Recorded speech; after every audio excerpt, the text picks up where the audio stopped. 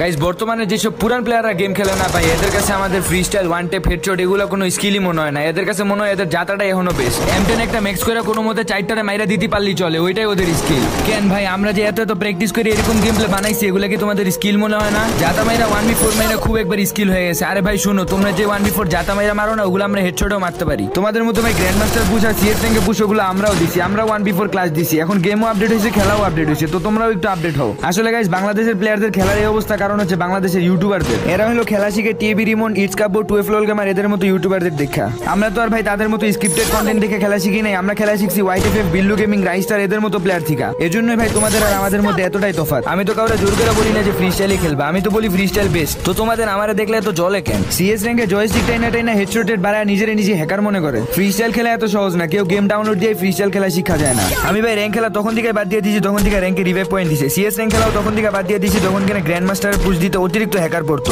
আর পুরান প্লেয়াররা মনে করে আমরা মনে হয় জীবনে এগুলো চোখেই দেখি নেই। শুনো ভাই